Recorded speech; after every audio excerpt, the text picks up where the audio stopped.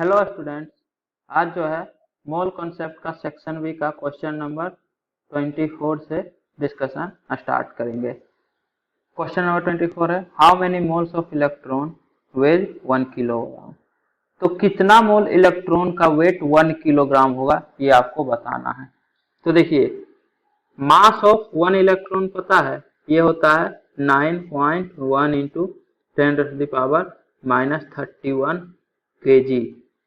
तो मान लीजिए कि x नंबर ऑफ इलेक्ट्रॉन का वेट होगा 1 kg। तो एक इलेक्ट्रॉन का वेट है 9.1 इंटू 10⁻31 kg। तो x इलेक्ट्रॉन का वेट कितना होगा, x इंटू 9.1 इंटू 10⁻31। इतना x इलेक्ट्रॉन का वेट होगा और हम एज्यूम कर रहे हैं कि x इलेक्ट्रॉन का वेट 1 kg है। तो यहाँ से x का वैल्यू आ जाएगा, मतलब कितना इलेक्ट्रॉन का वेट 1 kg होगा ये पता चल जाएगा। x इक्वल टू होगा 1/9.1 इंटू 10⁻31। तो ये ऊपर चला जाएगा 10⁻31। तो 10⁻31 अपॉन 9.1, इतना नंबर ऑफ इलेक्ट्रॉन का वेट होगा 1 kg। अब इतना नंबर ऑफ इलेक्ट्रॉन कितना नंबर ऑफ मोल होगा, तो एक मोल के करस्पॉन्डिंग 6.022 इंटू 10⁻23 इलेक्ट्रॉन होगा। मतलब इतना इलेक्ट्रॉन अगर रहेगा तो उसको आप बोलिएगा कि 1 मोल इलेक्ट्रॉन है।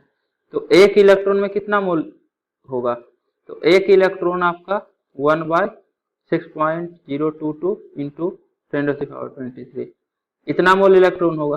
तो इतना इलेक्ट्रॉन में कितना मोल इलेक्ट्रॉन होगा, तो एक इलेक्ट्रॉन में इतना मोल होता है। तो 10⁻31 अपॉन 9.1, इतना इलेक्ट्रॉन में 1 upon this into 10⁻31 upon 9.1 multiply हो जाएगा ये वाला। तो इतना मोल इलेक्ट्रॉन होगा आपके पास। ये एक्चुअली में 1/6.022 इंटू 9.1 और ये 10⁻23 और 10⁻31 से 10⁸ हो जाएगा। तो आपका आंसर हो जाएगा कि इतना मोल इलेक्ट्रॉन का वेट 1 kg होगा। 1/9.108 इंटू 6.022 या 6.023 बोलिए, लगभग सेम होता है, इंटू 10⁸। यहाँ पे मास ऑफ इलेक्ट्रॉन जो है लगभग इतना हम बोले हैं कि 9.1 इंटू 10⁻31। याद करने के लिए भी यही बोले, यहाँ 9.108 लिया गया है कि मास ऑफ इलेक्ट्रॉन 9.108। एक डेसिमल के बाद भी क्या वैल्यू होता है वो लिया गया है, तो वो तो अंडरस्टूड, आप खुद से समझ सकते हैं। तो आपका आंसर डी हो जाएगा। अब आप सोचिए कि ऑप्शन बी सी डी, इसको अगर आप देखिएगा तो लगेगा कि ये कितना ढंग का क्वेश्चन है। पूछा क्या गया है, how many moles of electron. Option B में क्या दिया है, एक्स का वैल्यू। एक्स का वैल्यू ये आया, बहुत लोग यहीं पे ये वाला ऑप्शन मार के आगे बढ़ जाएंगे, जो कि गलत हो जाएगा। ये नंबर ऑफ इलेक्ट्रॉन है, कितना नंबर ऑफ इलेक्ट्रॉन का वेट 1 किलोग्राम होगा। इसको मोल में कन्वर्ट करना पड़ेगा। और दूसरा, मोल में कन्वर्ट करने के लिए इसमें एक बार जो सी ऑप्शन है इसको 6.022 इंटू 10⁻23 से मल्टीप्लाई कर दिया है, देखिए, इसलिए ऑप्शन सी आ रहा है। 6.023 अपॉन 9.108 इंटू 10⁻31 था और 10⁻23 और हो गया, तो 31 प्लस 23, तो ये 10⁻54 हो जाएगा। 31 प्लस 23। तो आप इन तीनों ऑप्शन में देख लीजिए कैसे गलती करवाता है। क्वेश्चन में कुछ नहीं है खास, बस आप स्टेप बाय स्टेप करते जाइएगा ढंग से तो आ जाएगा आंसर। लेकिन थोड़ा सा भी मिस्टेक हुआ जल्दी जल्दी में, डिवाइड के जगह अगर आप मल्टीप्लाई कर दिए तो ऑप्शन सी भी आ जाएगा। तो ऑप्शन ऐसा नहीं है कि कुछ भी एट रैंडम बना दिया जाता है। अगर आप ये गलती करेंगे तो क्या आंसर आ सकता है वो भी ऑप्शन में दिया हुआ रहता है, तो ध्यान से थोड़ा कीजिए क्वेश्चन को। इसके बाद 25 क्वेश्चन है, which has maximum number of atoms. तो मैक्सिमम नंबर ऑफ एटम किस केस में होगा, 24 gram of carbon. Atomic number सबका दिया हुआ है, कार्बन का 12, आयरन का 56, एल्युमिनियम का 27, सिल्वर का 108। तो number of mole find out कर लीजिए। तो नंबर ऑफ मोल क्या होगा, total weight divided by weight of 1 मोल। तो एक मोल का वेट है 12 ग्राम, तो 24 ग्राम में कितना मोल होगा, 2 मोल होगा। या फिर टोटल वेट 24 डिवाइडेड बाय 12 कर दीजिए, 2 आएगा। तो आपके पास 2 मोल कार्बन है, 1 मोल आयरन है, number of mole 56 divided by weight of 1 मोल, तो वेट ऑफ 1 मोल भी 56 ही है, तो आपके पास 1 मोल आयरन है, 1 मोल एल्युमिनियम है और 1 मोल सिल्वर है। 1 मोल का वेट है 108 ग्राम, तो 108 ग्राम सिल्वर का मतलब आपके पास 1 मोल सिल्वर है। तो अब आप बोलिए कि सबसे मैक्सिमम नंबर ऑफ एटम किस में होगा? 2 मोल कार्बन में होगा, वैसे बात है। मोल तो सिंपल होता है कि किसी भी सब्सटेंस का 1 मोल का मतलब हुआ कि उस एटम का 6.022 इंटू 10⁻23 पार्टिकल, तो इतना पार्टिकल अगर है तो ये 1 मोल का लाएगा। तो 2 मोल कार्बन का मतलब हुआ कि आपके पास 2 इंटू 6.022 इंटू 10⁻23 इतना एटम है कार्बन का। 1 मोल आयरन का मतलब हुआ 1 इंटू दिस, तो 6.022 इंटू 10⁻23 आयरन का एटम है आपके पास। सिमिलरली उतना ही एल्युमिनियम का एटम है, उतना ही सिल्वर का एटम है। इन तीनों का डबल है कार्बन का एटम, तो maximum number of atom 24 gram of carbon में होगा। इसके बाद फिर next question, mixture X equal to 0.02 mole of CONH3 whole 5 SO4 Br and 0.02 mole of CONH3 whole 5 Br SO4 was prepared in a 2 liter solution। 1 litre of mixture X plus excess AgNO3 से Y बनता है, 1 litre of mixture X plus excess BaCl2 से Z बनता है। Number of moles of Y and Z are. तो इस case में क्या है कि ये कोऑर्डिनेशन कंपाउंड रहता है, ठीक है। और कोऑर्डिनेशन कंपाउंड जब वाटर में जाता है तो कोऑर्डिनेशन स्फीयर के अंदर जितना भी आयन है ये आपका कोऑर्डिनेशन स्फीयर कहलाता है, ये आयोनाइज नहीं होता है। मतलब वाटर में ये CONH3 होल 5 Br2 प्लस और SO4 2 माइनस इस तरह से आयोनाइज होगा, ये पूरा एक साथ रहेगा और SO4 2 minus. Similarly CONH3 whole 5 SO4 minus और SO4 प्लस और Br माइनस इस तरह से आयोनाइज होगा। हम बोल रहा है कि इसका 2 लीटर सॉल्यूशन में 0.02 मोल इसका है और 0.02 मोल इसका है, तो इसका 1 लीटर मिक्सचर है, तो 1 लीटर सॉल्यूशन में 0.01 मोल इसका होगा और 0.01 मोल इसका होगा। सिमिलरली यहाँ भी 1 लीटर है तो इसमें भी 0.01 मोल होगा और 0.01 मोल होगा। अब AgNO3 और ये कोऑर्डिनेशन कंपाउंड दोनों जो है, तो Ag जो है Br के साथ प्रेसिपिटेट बनाएगा, तो Y जो होगा वो AgBr होगा, मतलब इस वाले कोऑर्डिनेशन कंपाउंड के साथ रिएक्शन करेगा AgNO3, इसके साथ रिएक्शन नहीं करेगा क्योंकि इसमें एक भी प्रेसिपिटेट नहीं बन रहा है, तो सभी आयन के रूप में वाटर में रहेगा, ये भी Ag प्लस NO3 माइनस और ये सब भी रहेगा। लेकिन इसके प्रेजेंस में Ag प्लस और Br माइनस तैरते रहेगा, ये दोनों आपस में मिलके AgBr का प्रेसिपिटेट बना लेता है क्योंकि AgBr इनसोल्यूबल होता है। ये सब आप डिटेल में पढ़िएगा इनऑर्गेनिक केमिस्ट्री में, अभी बस जान लीजिए कि AgBr रिएक्शन करेगा। सिमिलरली जब इस मिक्सचर में आप BaCl2 मिलाइएगा तो BaCl2 BaBr2 ये सब सोल्यूबल होता है, तो BaCl2 भी जो है सोल्यूशन में Ba2 प्लस और Cl माइनस के फॉर्म में, मतलब आयोनाइज रहेगा सोल्यूशन में, लेकिन BaSO4 इनसोल्यूबल होता है, तो Ba2 प्लस जब SO4 2 माइनस के कांटेक्ट में आएगा तो ये दोनों आपस में मिलके प्रेसिपिटेट बना लेगा इनसोल्यूबल, तो ये नीचे बैठ जाएगा सोल्यूशन में। इनसोल्यूबल होता है तो पानी में नीचे बैठ जाएगा, जैसे वाटर में अगर आप सैंड मिलाते हैं तो सैंड इनसोल्यूबल होता है तो वो नीचे बैठ जाता है, उसी तरह से BaSO4 होगा। तो सेकेंड मिक्सचर में ये वाला कोऑर्डिनेशन कंपाउंड रिएक्शन करेगा और फर्स्ट मिक्सचर में ये वाला कोऑर्डिनेशन कंपाउंड।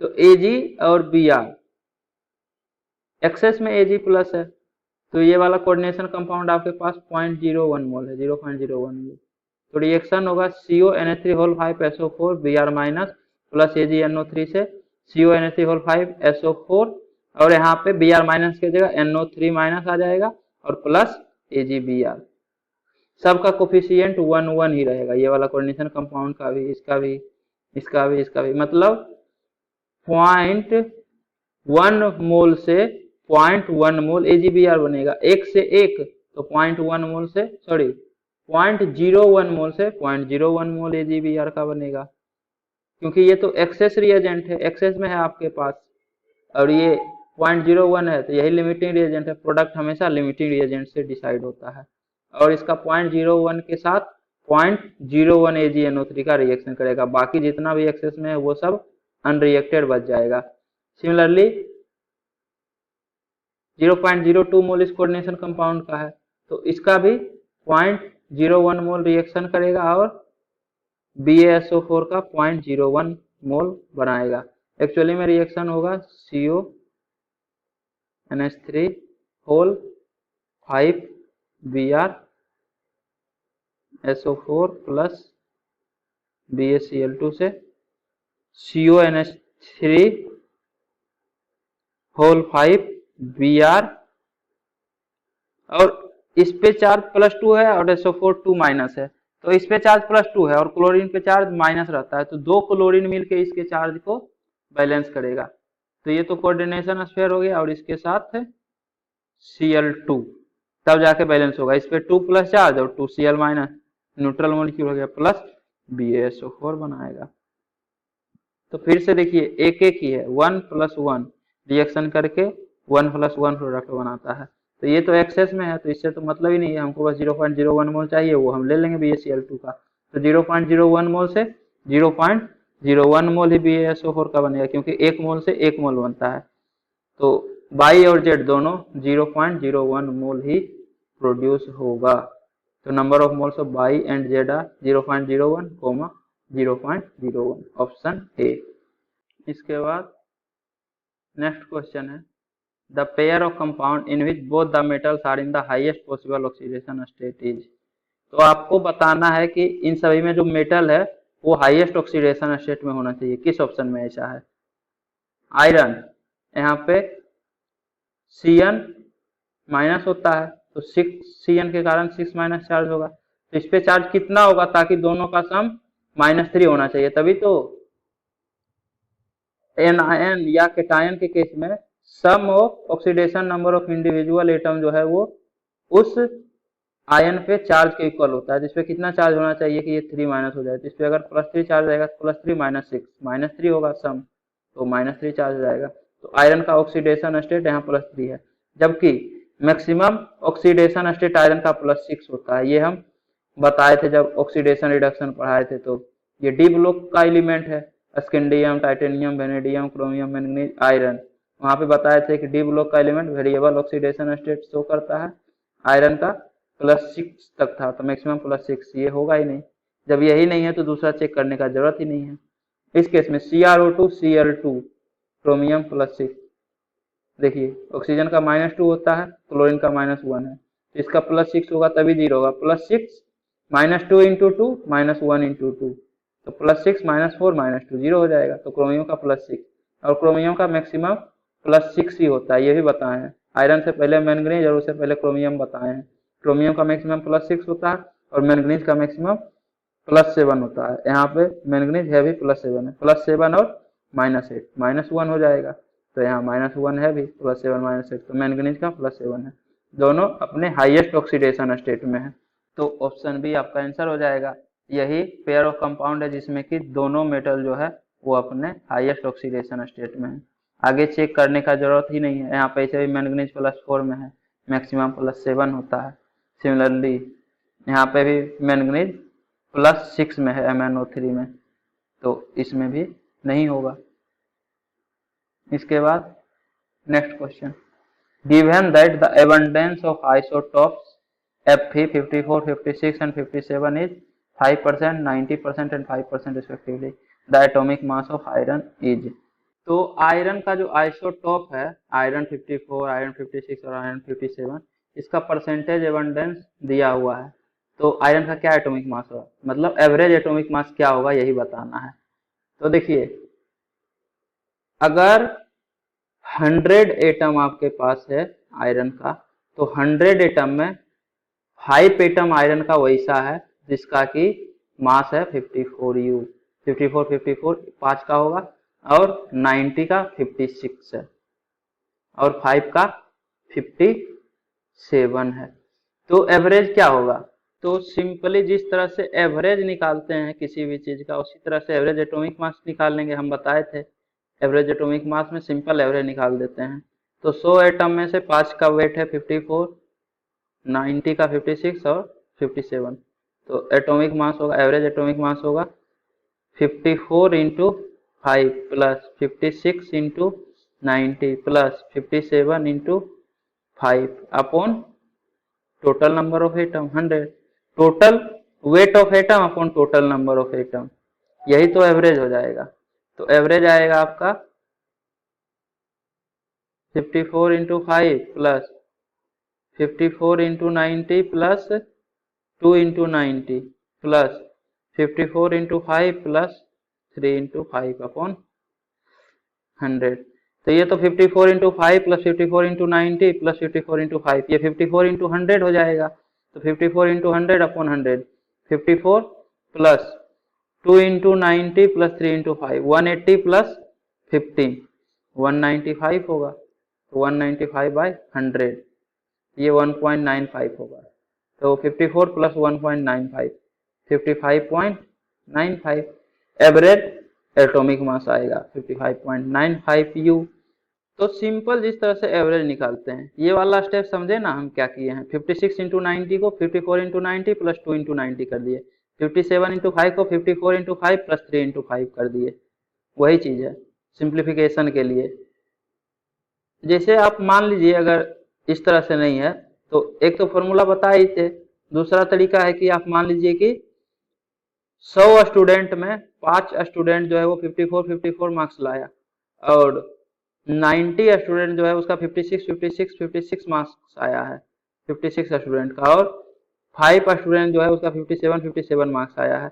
तो एवरेज मार्क्स क्या होगा 100 स्टूडेंट का।